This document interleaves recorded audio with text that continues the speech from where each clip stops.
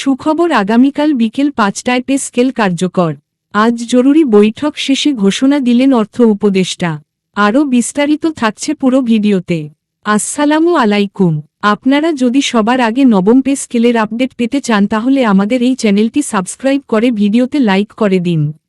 আজকের দিনটি দেশের লাখো সরকারি কর্মচারী, অবসরপ্রাপ্ত কর্মকর্তা-কর্মচারী এবং তাদের পরিবারের জন্য এক ঐতিহাসিক মুহূর্ত হয়ে থাকবে।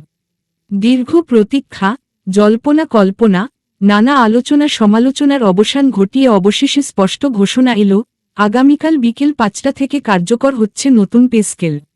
যমুনায় অনুষ্ঠিত জরুরি বৈঠক শেষে অর্থ উপদেষ্টা আনুষ্ঠানিকভাবে ঘোষণা দেন। বৈঠক শেষে তিনি উপস্থিত সাংবাদিকদের মুখোমুখি হয়ে বিস্তারিতভাবে সিদ্ধান্তের কারণ ও প্রেক্ষাপট তুলে ধরেন। সাংবাদিকদের এক প্রশ্নের জবাবে অর্থ উপদেষ্টা বলেন, এই সিদ্ধান্ত হঠাৎ করে নেওয়া হয়নি। দীর্ঘদিন ধরে অর্থমন্ত্রণালয়, পরিকল্পনা বিভাগ এবং সংশ্লিষ্ট দপ্তরগুলোর সঙ্গে একাধিক পর্যায়ে আলোচনা হয়েছে। আর্থিক সক্ষমতা, রাজস্ব পরিস্থিতি, মূল্যস্ফীতি এবং সামগ্রিক অর্থনৈতিক বাস্তবতা বিশ্লেষণ করেই সরকার এই সিদ্ধান্তে উপনীত হয়েছে। তিনি জোর দিয়ে বলেন, সরকারি কর্মচারীদের ন্যায্য দাবি আমরা গুরুত্ব সহকারে বিবেচনা করেছি। সংবাদ সম্মেলনের পরিবেশ ছিল বেশ প্রাণবন্ত। বিভিন্ন গণমাধ্যমের প্রতিনিধিরা জানতে চান নতুন পে স্কেল কার্যকর হলে রাষ্ট্রের অতিরিক্ত ব্যয় কতটা বাড়বে এবং তা কিভাবে সমন্বয় করা হবে। উত্তরে অর্থ উপদেষ্টা জানান, অতিরিক্ত ব্যয়ের একটি নির্দিষ্ট হিসাব ইতোমধ্যেই তৈরি করা হয়েছে এবং রাজস্ব বৃদ্ধির সম্ভাব্য খাতগুলো চিহ্নিত করা হয়েছে। অপ্রয়োজনীয় ব্যয় কমিয়ে এবং রাজস্ব ব্যবস্থাপনায় শৃঙ্খলা এনে এই চাপ সামাল দেওয়া হবে। এই ঘোষণার মধ্য দিয়ে বহুদিনের অনিশ্চয়তার অবসান হল। কর্মচারীদের মনে যে প্রশ্ন ঘুরপাক খাচ্ছিল, কবে আসবে নতুন বেতন কাঠামো, কবে মিলবে ন্যায্য সমন্বয়, তার জবাব মিলেছে অবশেষে। অর্থ উপদেষ্টা পরিষ্কার করে বলেছেন, সরকারের লক্ষ্য হচ্ছে একটি বাস্তবসম্মত, সময়োপযোগী এবং টেকসই বেতন কাঠামো নিশ্চিত করা, যাতে কর্মচারীরা কাজের প্রতি আরও মনোযোগী ও উৎসাহী হতে পারেন। নতুন পে স্কেল কার্যকর হওয়ার ফলে বেতন কাঠামোতে বড় ধরনের পরিবর্তন আসছে। মূল বেতন বৃদ্ধি পাচ্ছে বিভিন্ন গ্রেডে। নিম্ন গ্রেডের কর্মচারীদের ক্ষেত্রে তুলনামূলক বেশি হারে বৃদ্ধি নিশ্চিত করা হয়েছে, যাতে আয়ের বৈষম্য কিছুটা হলেও কমে। পাশাপাশি উচ্চ গ্রেডেও সমন্বয়ে আনা হয়েছে অভিজ্ঞতা ও দায়িত্বের ভিত্তিতে। এতে করে প্রশাসনিক ভারসাম্য বজায় থাকবে। সাংবাদিকদের আরেক প্রশ্ন ছিল, পেনশনারদের ক্ষেত্রে কী ধরনের সুবিধা দেওয়া হচ্ছে।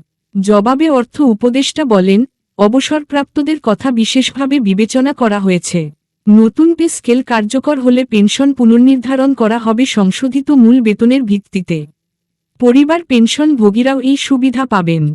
তিনি বলেন, যারা দীর্ঘদিন রাষ্ট্রের সেবা দিয়েছেন তাদের নিরাপত্তা নিশ্চিত করা আমাদের দায়িত্ব।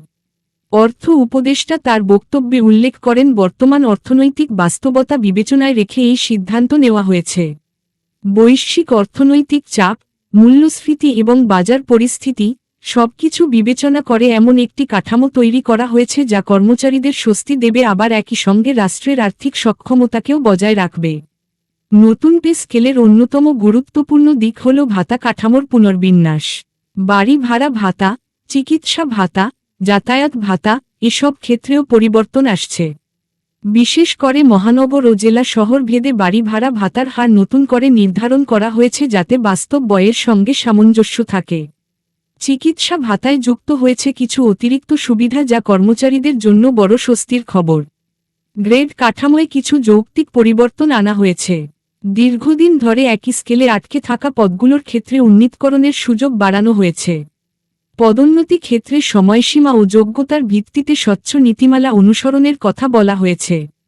এতে কর্মচারীদের মধ্যে কর্মোদ্দীপনা বৃদ্ধি পাবে বলে আশা করা হচ্ছে। বার্ষিক ইনক্রিমেন্টের হারেও সমন্বয় আনা হয়েছে। নির্দিষ্ট সময় পরপর স্বয়ংক্রিয়ভাবে বেতন বৃদ্ধি নিশ্চিত করা হবে। বিশেষ পারফরমেন্সের ভিত্তিতে অতিরিক্ত প্রণোদনার ব্যবস্থাও রাখার কথা জানানো হয়েছে। সংবাদ সম্মেলনে অর্থ উপদেষ্টা বলেন, শুধু বেতন বাড়ালেই হবে না, সেবার মানও বাড়াতে হবে। যমুনায় অনুষ্ঠিত বৈঠকে বিভিন্ন মন্ত্রণালয়ের উচ্চপদস্থ কর্মকর্তারা উপস্থিত ছিলেন। দীর্ঘ আলোচনার পর সর্বসম্মতিক্রমে সিদ্ধান্ত গৃহীত হয়।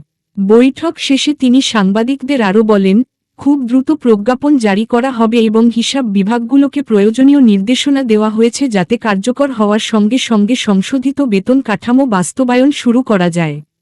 রাষ্ট্রীয় ব্যয় বৃদ্ধি প্রসঙ্গে তিনি বলেন, উন্নয়ন কর্মকাণ্ড ব্যাহত না করেই এই সমন্বয় করা হবে। অর্থনৈতিক শৃঙ্খলা বজায় রেখে ধাপে ধাপে ব্যয় ব্যবস্থাপনা করা হবে। রাজস্ব আহরণ বাড়াতে আধুনিক পদ্ধতি প্রয়োগের কথাও তিনি উল্লেখ করেন। এই সিদ্ধান্তে সবচেয়ে বেশি স্বস্তি পাচ্ছেন নিম্ন ও মধ্যম স্তরের কর্মচারীরা। বাজার দর বৃদ্ধি, নিত্য প্রয়োজনীয় পণ্যের মূল্য বৃদ্ধি, এসব কারণে তাদের উপর যে চাপ তৈরি হয়েছিল, নতুন বেতন কাঠামো তা কিছুটা লাঘব করবে।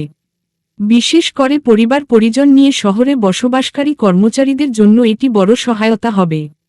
পেনশনারদের মধ্যেও পজিটিভ প্রতিক্রিয়া দেখা যাচ্ছে। অনেকেই মনে করছেন এই সিদ্ধান্ত তাদের জীবনযাত্রায় স্থিতিশীলতা আনবে। সরকার তাদের অবদানকে মূল্যায়ন করেছে, এমন অনুভূতি এখন বেশি শোনা যাচ্ছে। এর পাশাপাশি অর্থ উপদেষ্টা সাংবাদিকদের আরও জানান নতুন পে স্কেল বাস্তবায়নের ক্ষেত্রে